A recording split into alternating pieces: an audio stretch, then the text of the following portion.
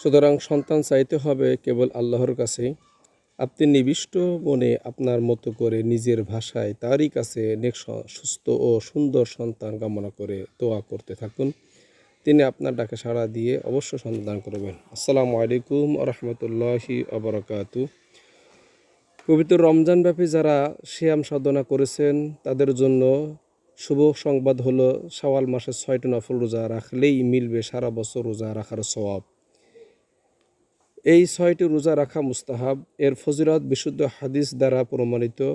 হযরত আবু আইয়ুব আনসারী রাদিয়াল্লাহু তাআলা আনহু বলেন, রাসূল আকরাম সাল্লাল্লাহু আলাইহি ওয়াসাল্লাম বলেছেন, যে ব্যক্তি রমজান মাসে ফরজ রোজাগুলো রাখলো অথবা শাওয়াল মাসে আরও ৬টি রোজা রাখলো, সে যেন সারা বছর ধরেই রোজা রাখলো। সহিহ মুসলিম ১১৬৪ নম্বর হাদিস। এই হাদিসটি পবিত্র কোরআনের একটি আয়াতের সঙ্গে মিলে যায়। আয়াতটি হলো, কেউ কোনো নেক আমল করলে তাকে তার ১০ গুণ সওয়াব প্রদান করা হবে। সূরা আনআম ১৬০ নম্বর আয়াত।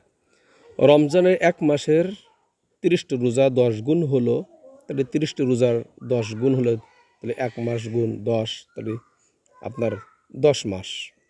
আর শাওয়াল মাসের ৬ দিনের ১০ গুণ হলো ৬০ দিন, তাহলে ৬০ দিন হবে ২ মাস। তার আগে হলো ৩০ দিনে ১০, তাহলে ১০ মাস। আর এই ২ মাসে ৬০ দিনে ৬০টা রোজার বিনিময় ৬০ দিন ২ মাস, তাহলে এখানে ১ বছর। জি, সুতরাং ৩৬ রোজায় সারা বছর রোজা রাখার সওয়াব পাওয়া যাবে। তবে এরকম শর্ত থাকলে শরিয়ত সম্মত কারণে রমজানের পূর্ণ মাস রোজা রাখেননি এমন লোকদের শাওয়াল মাসের রোজা ৬ রোজা রাখতে মানা নেই, বরং সেক্ষেত্রে নফল রোজার সীমাহীন নেকি তিনি পাবেন, তাতে কোনো সন্দেহ নেই। কেননা নবীজি সাল্লাল্লাহু আলাইহি ওয়াসাল্লাম বেশি বেশি নফল রোজা নিজে তো রাখতেনই, সাহাবীদেরকেও উৎসাহিত করতেন।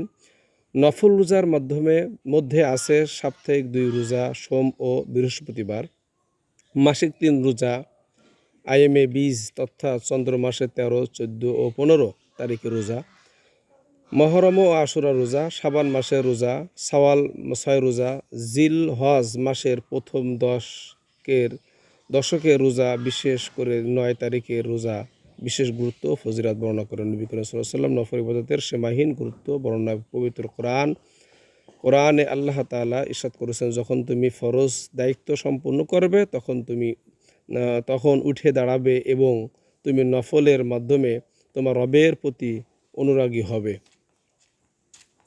সূরা ইনশিকার ৭ থেকে ৮ নম্বর আয়াত।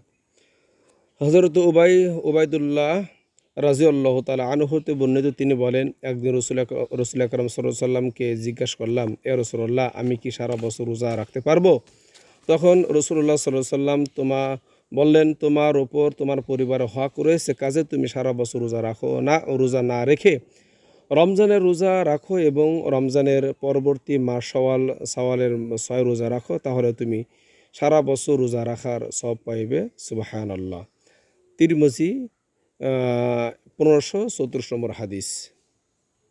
এই সাথে আর একটা উপকার আছে, সেটা হলো যে আপনি এই শাওয়াল মাসের রোজা রাখার মধ্যেই আপনি নেককার সন্তানের দোয়া করতে পারবেন। এটা আমল আছে, যে আমল একটা আয়াত পড়লে আপনি ওই আয়াতটা বেশি বেশি পড়লে ইনশাআল্লাহ যারা সন্তানহীন মা আছেন তারা ইনশাআল্লাহ তারা তাদের সন্তান দান করবেন ইনশাআল্লাহ। সন্তান দেওয়ার মালিক হলো আল্লাহ তাআলা।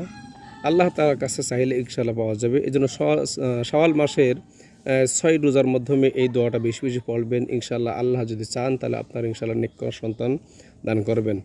জাকারিয়া আলাইহিস সালাম মহান আল্লাহর কাছে দোয়া করেছিলেন সূরা আম্বিয়া।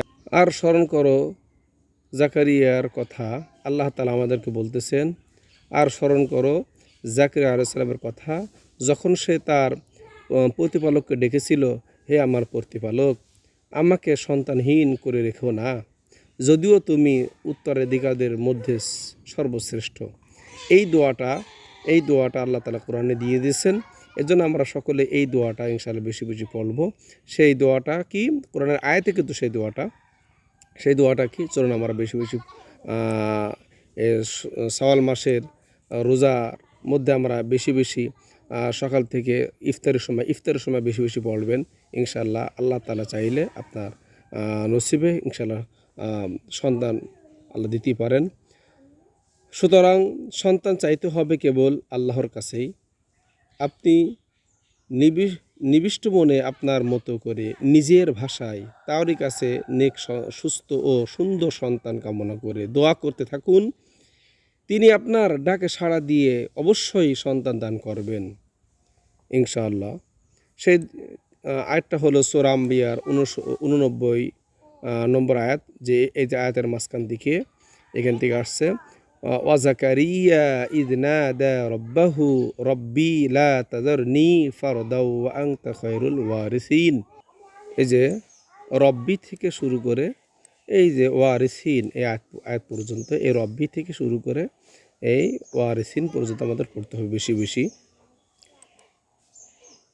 হ্যাঁ, রব্বি র লাগবে বাসাতে রব বাজবি, রব্বি লা জরবে খালে মাদাসটা আপনি বেকালিব, রব্বি লা তাযারনি তাযারনি তাযার যা তা জাল যা রজব জার নুন জের নিজরে ইয়াসিন মাদাসলি লা তাযারনি রব্বি লা তাযারনি ফারদাও, ফা লাগবে বাসাতে ফার, দা লাগবে দাও, নুন সাকিন ইদগম অকুল ইদগম ফারদাও, ওয়া আংতা নুন সাকিন ইকফা তাকুল ইকফা ফারদাউ ওয়া আংতা খয় খ ইয়াদরবে খয় রুল আকবাল রুল এই যে লাম রুল ওয়া টান্ত বেকালি মাদাসলি রিসিন ওয়ারিসিন।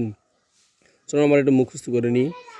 রব্বি লা তাযারনি ফারদাও ওয়া আনতা খায়রুল ওয়ারিসিন।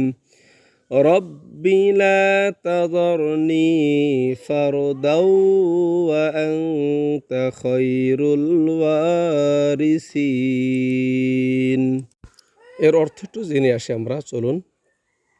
রব্বি হে আমার প্রতিপালক, লা তাযারনি আমাকে ছেড়ে দিও না, ফারদাও একাকী, লা তাযারনি ফারদাও আমাকে একাকী ছেড়ে দিও না, মানে আমাকে নিঃসন্তান করিও না, ও আংতা এবং আপনি এবং তুমি খয়রু উত্তম ওয়ারিসিন উত্তরাধিকারের মধ্যে তুমি সর্বোত্তম এবং সর্বশ্রেষ্ঠ।